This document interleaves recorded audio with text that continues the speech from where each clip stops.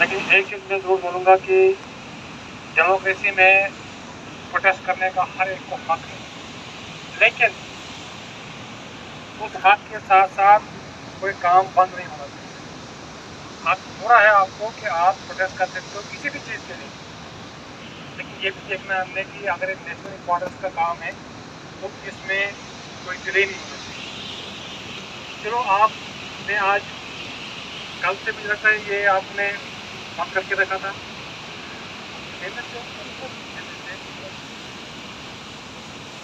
मैंने इनसे भी बात की, जैसे जेपी वालों से भी बात की कि एक दिन पहले मैं टेंडर गया था तो वहाँ पर भी लोगों की यही शिकायत थी कि लैंड उधर नहीं लगी, कम लगी। तो हमारी यही प्रायोरिटी है कि सबसे पहली अगर चार्ज जो बजट का है वो है लैंड उधर, सबसे पहले लैंड उधर लगना चाहिए, उसके बाद बाकी। हाँ, अगर लैंड उधर में कोई ऐसा बंदा स्किल्ड नहीं है तो हाँ ये बाहर से ला सकते हैं। जिस तरीके से हमने बाकी प्रोजेक्ट्स में एक ट्रांसपेरेंट तरीका अपनाया है, हम वही इस प्रोजेक्ट में भी शुरू करने जा रहे हैं। जैसे बाकी में हमने ये किया कि हर महीने ये वर्कआउट करेंगे कि इनको क्या रिक्वायरमेंट है, कौन सी पोस्टों की इनको ज़रूरत है। तो उस रिक्वायरमेंट के बाद ये उसकी रिक्रूटमेंट के लिए एक नोटिफिकेशन निकालेंगे, सबको पता चले कि कौन कौन इसमें यानी कौन कौन सी पोस्टें इनके लिए निकली हुई है, ताकि हर एक बंदे को फॉर्म फिल करने का मौका मिले। उसके बाद एक कमेटी बनाई जाएगी, जो कमेटी जो है उनको on the basis of suitability उनको उसमें लगाएगी। लेकिन हम ये चाहेंगे कि खाली इसमें पहले लैंड होल्डर्स को ही लगाया जाए।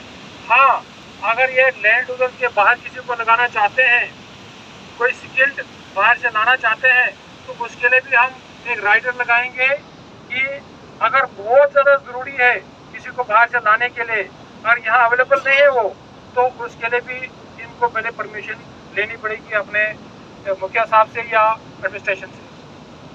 तो मैं चाहूँगा कि यहाँ खड़े होके तो इन डिमांडों पे हम आश्वासन तो हम दे देंगे आपको, लेकिन इन डिमांडों पे खड़े होकर कोई फैसला करना आसान नहीं है। हमें चाहिए कि आपके कोई 10 बंदे या 5 बंदे जो हैं, आप आइए, डी साहब भी आ जाएंगे, CVPP से भी आ जाएंगे, SSP साहब होंगे तो ये भी आ जाएंगे, और जेपी कंपनी, ताकि इनको हमने आज ही कहा, जैसे SSP साहब भी बैठे थे, जिन्होंने भी यही कहा कि पहले ये वर्कआउट करेंगे कि रिक्वायरमेंट है क्या, उसके बाद इनको हम बताएंगे कि भाई इसका रिक्रूटमेंट का तरीका क्या है, ताकि हमारा मेन इंटरेस्ट जो यही है कि आपके बंदे ज़्यादा से ज़्यादा लगे, लैंड ओनर जो है ज़्यादा से ज़्यादा लगे, क्योंकि आपके एरिया में ये काम हो रहा है तो आपके ही बंदे जो है पहले लगने चाहिए। जब आपकी अवेलेबिलिटी नहीं होगी उसके बाद ही हम कहीं बाहर जाएंगे।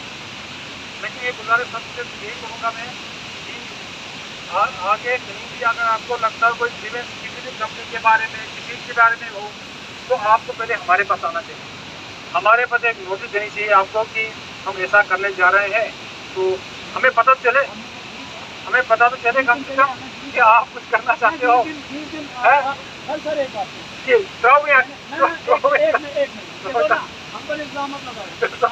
अपने ऊपर भी ले लो, मैंने भी हिसाब को एप्लीकेशन कि आपको क्या मतलब लैंड लेकर की हाँ बिल्कुल, ये इन्होंने ठीक कहा कि हमें कम से कम 1 महीना पहले लैंड यूजर्स की लिस्ट मंगाई है और कितने लोगों को लगाया गया है, लेकिन अभी तक वो लिस्ट हमारे पास आई नहीं है।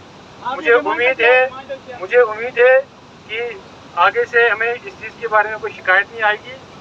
तो अब मैं यही गुजारिश करूँगा कि आप सब लोग कोई 4, 5 या 10 लोग जो हैं आ जाइए किश्तवाड़ में।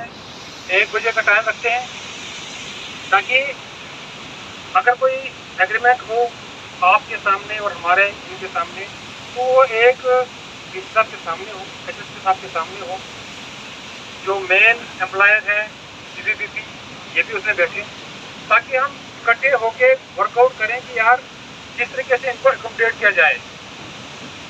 तो यहाँ तो मैं यही रिक्वेस्ट करूँगा सर। तो उसके बाद मैं SSP साहब से गुजारिश करूँगा, ये भी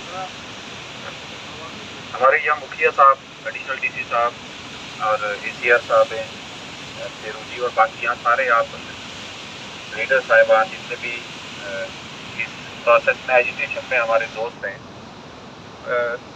इस पर बहुत डिस्कशन होती है। अब हम बार बार एक एक पॉइंट डिस्कस करेंगे ऐसा नहीं है कि आपको लगता होगा कि आपने एक कॉल की या किसी और ने कॉल की तो हमें उसी समय पता चला। तो एडमिनिस्ट्रेशन में थ्रेडवेयर डिस्कशन हर इशू पे होती है, पॉसिबिलिटीज देखी जाती है।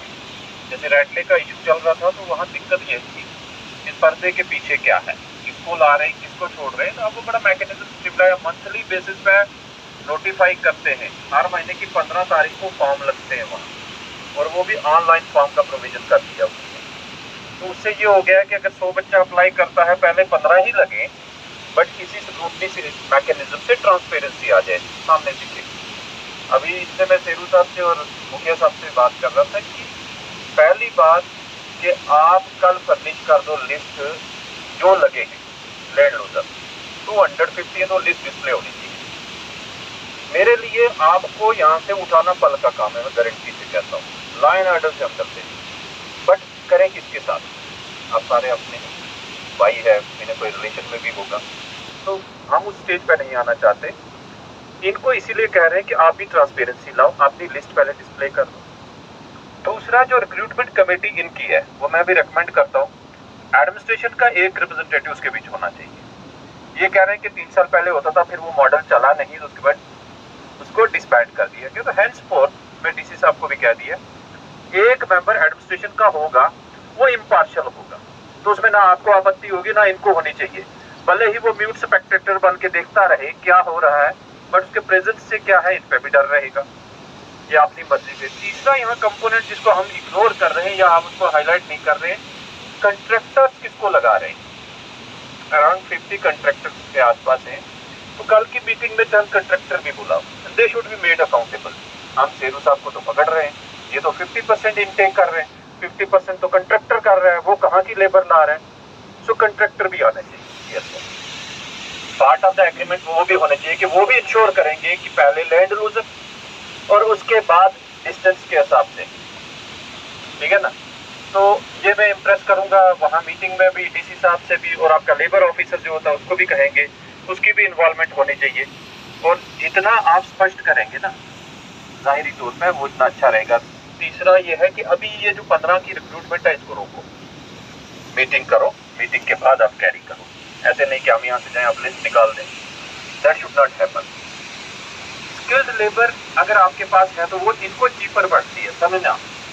एक यहाँ का बच्चा काम करके स्किल्ड शाम को घर जाता है अपने बच्चों के पास, तो उसको इन्होंने अकोमोडेशन नहीं देनी, खाना नहीं देना, वो इनके लिए चीपर है किसी भी एजेंसी के लिए। रादर के एक झारखंड का बंदा लाए और उसको पहले यहाँ अकोमोडेशन दें, फिर उसको आने जाने का टिकट दें, तो वो महंगा पड़ता है। तो कोई भी एजेंसी नहीं चाहती कि स्किल्ड बंदा नजदीक अवेलेबल हो और उसको इग्नोर करके, तो प्लीज इंश्योर। दूसरा एक मॉडल पे जो इन्होंने सजेस्ट किया बहुत अच्छा है, जैसे लड़की डंपर का ड्राइवर है, उसके साथ एक क्लीनर लगता है, तो वो लड़का 3 साल में 4 साल में जाके वो भी एक्सपर्टीज गेन कर ले। तो इन लोगों को वो मौका दीजिए ताकि इनके बच्चे भी वो उस स्किल को गेन कर लें। आजकल कौन सा रॉकेट चला सकते हैं, हम एरोप्लेन चला सकते हैं, बच्चियाँ चला रही है, तो डंपर चलाना कौन सी बड़ी बात है, not a big deal. Ultimately हमारे साइंटिस्ट है यहाँ, वो तो ठीक है, पहले इसका हिसाब लूंगा, ये क्यों गिरा डंपर। अच्छा, तो कहने का मतलब कि वाकई ही इनकी भी कंसर्न आपको कंसिडरेशन में इमीडिएटली, जो बंदा ट्रेन नहीं है और वो कितना डैमेज कर जाता है, यू कांट असेस। पहला कि अगर एक बंदा भी मर गया तो करोड़ों का लॉस हो गया, उसके बाद कंपनी का लॉस तो है ही है। गाड़ी, अब मैं किसी से पूछ रहा था, वो कह रहा था ये कंपनी की गाड़ी के लिए, तो दैट शुड नॉट हैपन। गाड़ी अपनी है, ये स्पीकर है ना, ये हमारा नेशनल एसेट है, तो हर एक चीज की कदर। अब देखिए ना, जापानीज या चाइनीज मूवीज में देखा नहीं, वो पिक्चर में फाइट भी कर रहे हैं तो अगर कोई बर्तन गिरने वाला या वास गिरने उसको भी हाथ रखता है। वो क्यों रखता है? दे रियलाइज कि हमारा ये नेशनल एसेट है। हमारे यहाँ उल्टा होता है, जब मौका मिले दूसरे की प्रॉपर्टी तोड़ो। तो वो सेंस आनी चाहिए कि हमारा हर एसेट अपना है, टैक्स पेड है। ये तैयार करने में कितना टाइम लगता है। तो आप सबकी जो बात है वो रखने के लिए हम हैं और हम इन पर इम्प्रेस करेंगे। और इनको भी कंसिडरेट होना है कि हर दूसरे दिन ना एडमिनिस्ट्रेशन आएगी, हर दूसरे दिन ना ये अलर्ट चलेगी, तो काम 2-2 घंटे के बाद कॉल आएगी, नहीं जी अब रोक दिया, वो नहीं होगा। जो करना है क्लियर पहले ही कर दो, और जिस दिन ये पानी इधर चढ़ जाएगा, सबसे ऊपर जाएगा, उस दिन हम आ जाएंगे सामने। मुझे लगता है आप सारे जिम्मेवार हैं और इस बात को समझते हैं। कल 1 बजे जो मीटिंग है उसमें आप आइए, आज का धरना आप खत्म करें। इस कमिटमेंट हमारी तरफ से कि हम भी सीरियसली इस इशू को टेकअप करेंगे और आप इस बात को गंभीरता से लेंगे। तो प्लीज आप अपने कंट्रैक्टर भी कॉल करेंगे, ठीक है। और यहाँ माहौल बनाइए, ये हमारे गेस्ट हैं भाई, हम भी जाके कहीं बाहर काम करेंगे। I am telling you, Udhampur में चनैनी नाचरी का टनल का project, I was additional SP Udhampur. तो मेरे जाने से पहले मैं 2013 में गया, पर 11 का रिकॉर्ड दिखाता है कि जो ऑस्ट्रेलिया के इंजीनियर थे, तो लेबर यूनियन ने उनके ऊपर वो कंटेनर में छुपे, उसके ऊपर बड़े बड़े पत्थर मारे। अल्टीमेटली 2013 में वो प्रोजेक्ट छोड़ के भाग गए। तो वो इतना बैड इंप्रेशन लेके गए कि भाई ठीक है, आपकी आपसी ऑन पेपर कजल हो सकता है, लेकिन फिजिकल असॉल्ट नहीं। कभी किसी को हिम्मत ये नहीं करना कि हम यहाँ इसको पकड़ लेंगे, रास्ते में मारेंगे, वो नहीं है, फिर आप लंबा भी जाओगे। तो ये यूथ के माइंड में होता है, नहीं मैं ये कर लूँ, भाई कोई नहीं किसी का साथ देगा जब क्रिमिनल एक्ट होगा। क्राइम से दूर रहना है इस माहौल में, इनको भी आपने फैसिलिटी प्रोवाइड करनी है।